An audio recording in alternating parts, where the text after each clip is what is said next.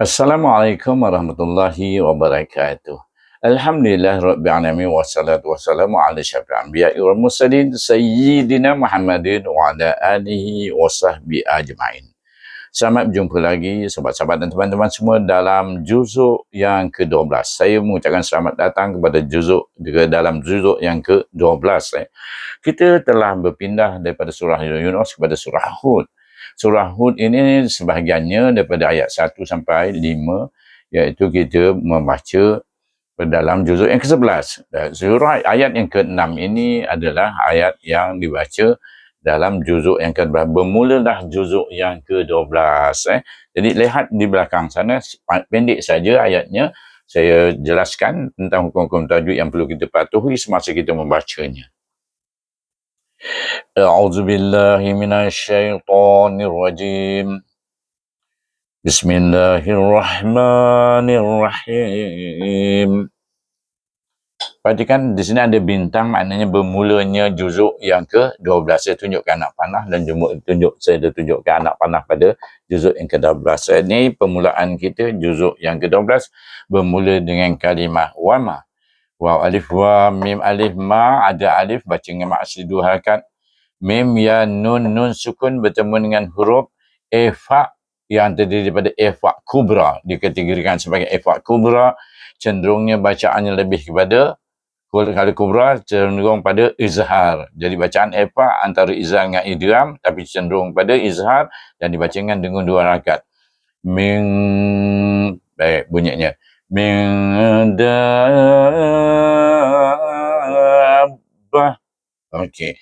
Perhatikan dal alif, ada alif huruf mat. Sebab sebelum alif terdapat huruf berbaris alif. Huruf mat punya, selepas huruf mat terdapat huruf yang bertasydid. Bukan hamzah, tapi huruf yang bertasydid. Maka hendaklah kita membaca dengan 6 harakat. Nama hukumnya ialah mat lazim kalimi musaqqal. Iaitu hendaklah dibaca 6 harakat. Dan kita ba alif ba ta ya nun tin. Fa ya fi bertemu dengan alif lam qamariyah. Perhatikan alif lam qamariyah baca dengan iza qamari. Yang tadi tanwin bertemu dengan huruf fa adalah huruf ifa wusta. Tadi kubra, sekarang wusta. Jadi wusta dia tengah-tengah, dia tak cenderung mana-mana. Jadi kita membaca daripada sampai fil out tadi, iaitu dengan iza qamari kan fa tu tak boleh baca ya tu, hamzah wasan tak baca fa ya lam tu fil. Wa ma min dabbatin fil ard. Okey, lidah kita pada marot dot. Baik. Selesai sampai sini. Dot yurdi dengan istilah, angkat pangkal lidah menyebut huruf dot dan beri barsiyah. Turunkan rahang kita, di dan illa, kecuali. Illa hamzah ya lam illam alif la, ada alif sini baca dengan mad asli 2 harakat. Illa Allah. Jadi maknanya kita baca dengan mad asli 2 harakat. Ain alif an, lam alif la. Kalau dia berhenti sini saja ala 2 harakat. Alif maksurah itu. Tetapi oleh kerana dia bertemu dengan kalimah Allah, kita idgham samsikan dulu kepada lam pada lafaz jalalah itu dengan bacaan tebal. Illa Allahi. Boleh? Baru pergi kepada rizquha raya zai. Zai ni bukan zal.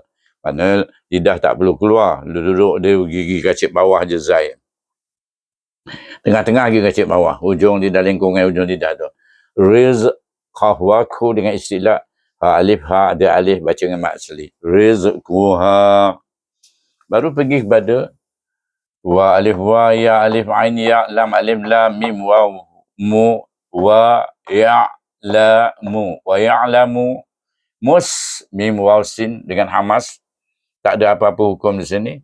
Ta alif ta, qaf alif ra, qar ra alif ra dengan tebal, ha alif. Mustaqarraha dengan mat asli 2 harakat pada ha. Yang lain tak ada apa hukum. Zahirkan saja mahras, sebut mahras dengan mahras yang betul, dengan sifat yang betul. Dan sini mim waw sin hamas ada bunyi mus, macam kita keluarkan angin daripada tayar tu.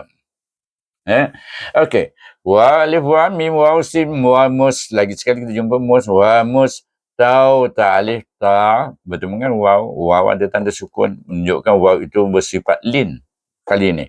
Kenapa? Kerana sebelumnya terdapat huruf berbaris alif, ta berbaris alif. Jadi bacaan lin. Dal alif da, ain alif a, ha alif ha, ada alif mat asli. Sama ada wakaf, sama ada wasal, sama saja dibaca dengan mat asli pada ha. Da'aha. Baik, kaf wa lam kul. Kaf bertemu dengan lam yang bersahid kul, tak ada apa hukum sana. Tetapi lam berbaris dua. Bertemu dengan huruf ifa, maka baca dengan ifa hakiki wusta. Dengan dengung juga dua harakat. Kullun fi fa ya ada ya mak asli. Kaf ya ki ta alif ta ada alif juga mak asli. Sebelum alif dapat huruf baris alif, belum dia dapat huruf baris ya. Dan tanwin bertemu dengan huruf mim. Huruf mim adalah huruf idgham, perhatikan ni. Jadi sebab itu saya tunjuk anak panah itu, kita kena baca dia dengan apa dia? Dia kalau baris dua bersisih ni sama dengan ifa atau idgham. Dia bertemu dengan huruf idgham, baca dengan idgham. Tadi bertemu dengan huruf ifa, baca dengan huruf ifa, dengan bacaan ifa. Jadi idgham kena baca dengan dengung juga dua rakaat. Macam mana nak baca dia? Kitabim mubin. Mim wa mu ba ya bi ada mat.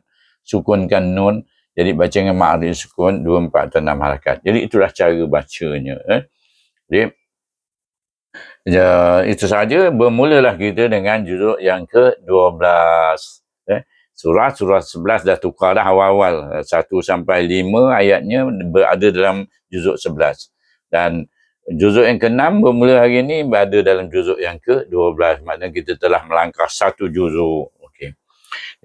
Selesai. Kita nak pergi bacaannya. A'udzubillahi minasyaitonirrajim. Bismillahirrahmanirrahim. Wa ma min dabbatin fil ardi illa 'alallahi rizquha. إلا على الله رزقها ويعلم مستقرها ومستودعها كل في كتاب مبين. Mesti bila huruf nun akhir, mesti lidah kita pada maras nun. Mana saja. Kalau kita berhenti pada ha ni, maras kita terbuka mulut. Da'aha pada alif. Alif kan terbuka mulut, dia punya mahraj, iaitu rongga mulut. Selesai kita pergi lihat makna dia. Apa makna ayat tersebut? Semalam kita tahu iaitu bahawa dia mengatakan, Allah mengatakan dia tahu semua apa. Sama ada kita sembunyi ke, kita menyorok dalam kain ke, menyorok dalam gua ke. Macam orang Yahudi tu, orang Quraisy bukan orang Yahudi. Dia dengan Nabi Muhammad, dia menyorok-nyorok kan, Baik. Dan hari ini kita baca A'udzubillahi minasyaitonirrajim, dan tidak ada suatu binatang melata pun, binatang dalam dunia yang ada dalam dunia, apa jenis binatang pun, termasuk ikan di laut, di bumi, melainkan Allah lah yang memberi rezekinya. Dan Allah mengetahui tempat berdiam binatang itu dan tempat penyimpanannya. Iaitu Allah tahu kalau di mana duduknya binatang tu yang hidup tu, dalam hutan misalnya binatang-binatang buas tu duduk kat mana, jadi Allah tahu. Dan tempat penyimpanannya ada dua maksudnya. Menyimpan makanannya, ataupun di mana dia simpan makanan dia, ataupun di mana dia disimpan sebelum dilahirkan, iaitu dalam sulbi, iaitu ibu bapa, bapak-bapak dan mak-mak haiwan tadi, binatang tadi. Jadi semuanya tertulis di dalam kitab yang nyata, Lauh Mahfuz.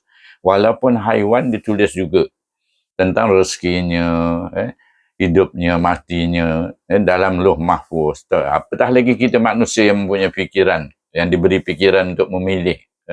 Jadi itu sajalah makna ayat yang kita baca pada hari ini. Mudah-mudahan kita faham bahawa segala binatang tu rezekinya ditentukan oleh Allah, telah ditetapkan oleh Allah di mana ataupun banyak mana. Di mana dia simpannya, dan di mana binatang tu hidup, dan binatang tu juga mati di mana. Jadi itu saja yang dapat saya jelaskan pada sahabat semua. Saya sudahi dengan wabillahi taufiq wal hidayah. Wassalamualaikum warahmatullahi wabarakatuh. Sampai jumpa lagi.